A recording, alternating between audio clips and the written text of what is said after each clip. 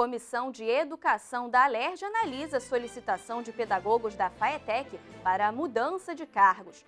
Projeto que suspende mandados de reintegração de posse, despejos e remoções judiciais no Estado durante o período de calamidade pública vai virar lei.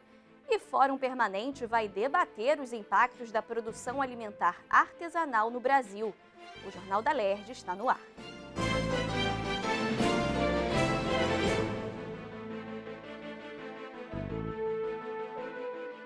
Boa noite. Nesta terça-feira, os deputados analisaram 13 vetos do governo a projetos aprovados em plenário. 5 foram derrubados pelos parlamentares e vão virar lei. Entre eles está a proposta que suspende os mandados de reintegração de posse, despejos e remoções judiciais ou extrajudiciais no Estado, enquanto durar os efeitos da calamidade pública devido ao novo coronavírus. Acompanhe as votações do plenário com o repórter Rafael Dias. Entre as propostas que receberam parecer pela derrubada do veto e que vão virar lei, está o projeto que estabelece regras para a abertura de estabelecimentos comerciais em horários específicos, com exclusividade para idosos, deficientes físicos e gestantes enquanto durar o estado de calamidade pública em decorrência da pandemia do novo coronavírus. A matéria é assinada por 22 parlamentares.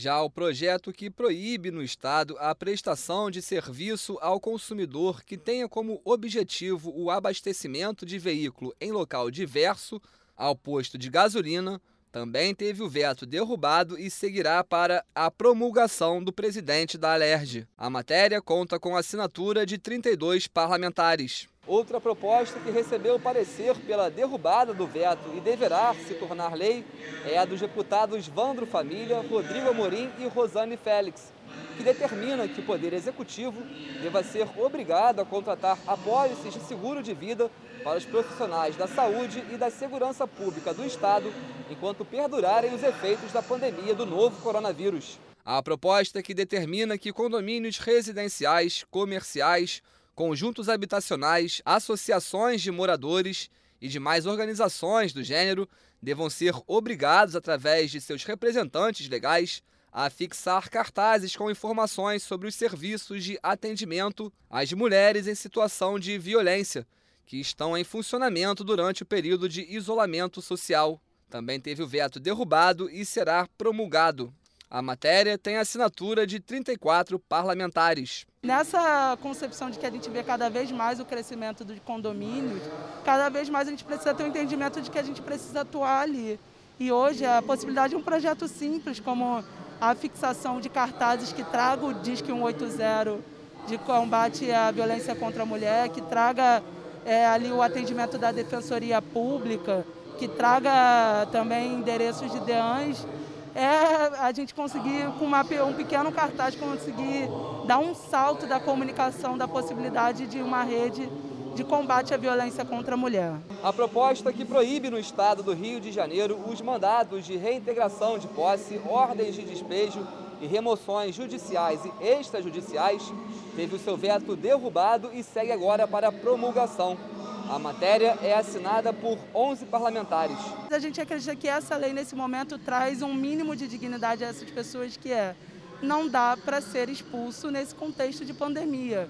O que essas pessoas vão fazer? Porque essas pessoas que moram nessas situações, elas não são pessoas que teriam uma outra opção de moradia. A maioria delas, se forem removidas desses lugares, irão para as ruas. E se a gente aumenta a população de rua, a gente aumenta a contaminação do vírus e, consequentemente, também as vítimas e os processos de sequela desse vírus. Pode se tornar obrigatório o teste de Covid-19 nas amostras de sangue de doadores. As testagens devem ser realizadas por órgãos públicos, privados ou filantrópicos que recebam a doação. O resultado deve ficar pronto em até 72 horas.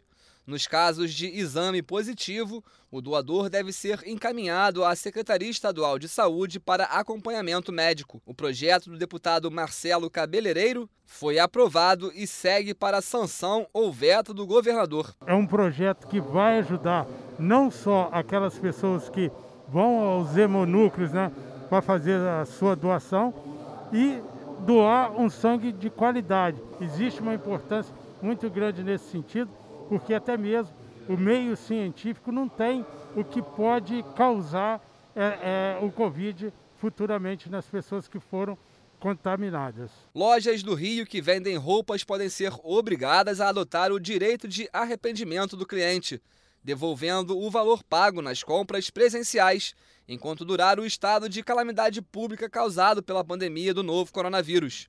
O consumidor terá até 7 dias para desistir da compra. A regra não se aplica a roupas íntimas. O projeto do deputado Marcos Vinícius foi aprovado e segue para a sanção ou veto do governador. Na terceira sessão extraordinária foi votado o projeto da deputada Dani Monteiro, que cria regras para a realização de espetáculos no modelo drive-in. Fica determinado, por exemplo, que mesmo dentro dos veículos, os clientes devem usar máscara para interagir com funcionários.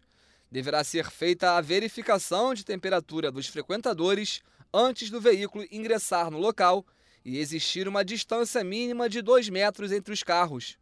A proposta foi aprovada e segue para a análise do governador. E a preocupação da regulamentação foi a gente ter com esse projeto a possibilidade de amparar tanto os coletivos e produtores culturais, mas também de criar normas para garantir a segurança das pessoas. Então, uso de máscara, álcool em gel, em que momento pode ou se não pode abrir o carro, quais são os veículos que podem usar o drive-in, por exemplo, pela lei que a gente aprovou hoje, a gente retira motos, ônibus, micro-ônibus. A gente coloca também que o condutor precisa estar com máscara porque ele vai falar em diversos momentos com pessoas responsáveis pela organização do evento. Então a gente foi construindo e respaldando tanto os coletivos quanto também a segurança daqueles que vão utilizar, que vão ser clientes desses espaços. Pode ser proibido o descarte de máscaras de proteção individual em praias, ruas, praças e parques do Rio. Os materiais devem ser descartados em lixo comum, lacrado e com o aviso "Cuidado, risco de contaminação". As máscaras também não podem ser descartadas no lixo reciclável, para evitar a contaminação de catadores. Segundo o texto do deputado Rosenberg Reis, o Poder Executivo deve estabelecer punições para quem descumprir a norma. A matéria aprovada segue para análise do governador. A Polícia Civil do Estado do Rio pode ser autorizada a ceder armamentos e munições a órgãos públicos ligados à área da segurança pública ou, excepcionalmente, a outros tipos de instituições públicas, desde que seja respeitada a legislação federal. O projeto da deputada Marta Rocha prevê ainda que o servidor público que tiver a posse do armamento cedido deverá devolvê-lo sempre que solicitado, quando se aposentar ou se desligar da instituição pública.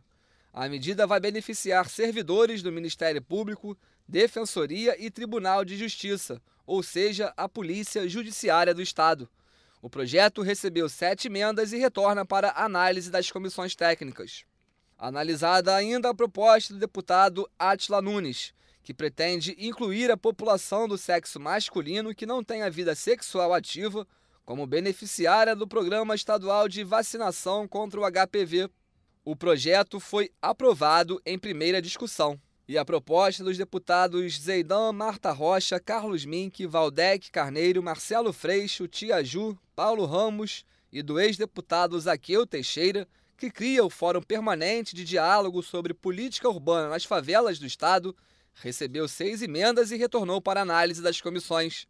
O projeto tem a finalidade de criar um canal permanente de diálogo entre a Alerj e os movimentos sociais organizados que representam as demandas da população moradora das favelas.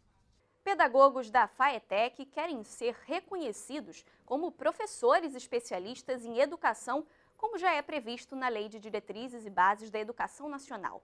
As escolas da Secretaria Estadual de Educação já adotaram a medida. O tema foi debatido na reunião da Comissão de Educação da Alerj. O assunto foi tema de audiência conjunta das comissões de Educação, Ciência e Tecnologia e dos servidores nesta terça-feira.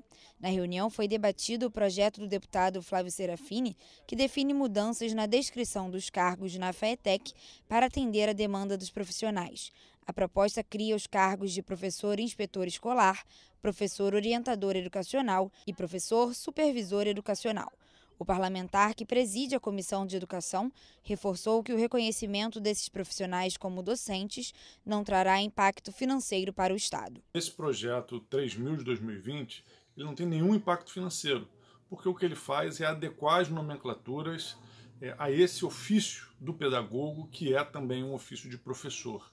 Então, ao fazer essa adequação, ela não embute nenhum tipo de nova despesa, nenhum gasto ao que o Estado já tem com os seus profissionais de educação e, em especial, com seus professores especialistas em educação. Marta Maria é pedagoga e orientadora educacional da FAETEC há 18 anos. Ela reforça que os pedagogos não estão reivindicando a regência das aulas e nem uma aposentadoria especial. O grupo pede reconhecimento do fazer pedagógico, já que a maioria dos pedagogos e inspetores escolares tem formação em licenciatura. Além disso, é reivindicado o direito desses profissionais terem 2 matrículas sem constrangimentos legais. Nós não somos nem considerados do magistério na rede FAETEC, né, nem desse grupo, também não somos administrativo. Então, ficamos uma classe à parte, isolada, né, as 3 especialidades. Então, isso sempre foi muito difícil, né, porque algumas coisas são feitas, né, algumas decisões são tomadas para os professores, para a classe do magistério, que agora também já inclui os instrutores, né? E para outras são apenas para os administrativos. Outra funcionária da FAETEC, Claudiana Chagas, se emocionou ao contar que está respondendo a um processo por acumulação de cargos desde 2012. A orientadora educacional lembrou da alegria que foi passar para o concurso da instituição e disse que, apesar do processo estar bem encaminhado, as incertezas e o medo de perder o emprego têm afetado a sua saúde.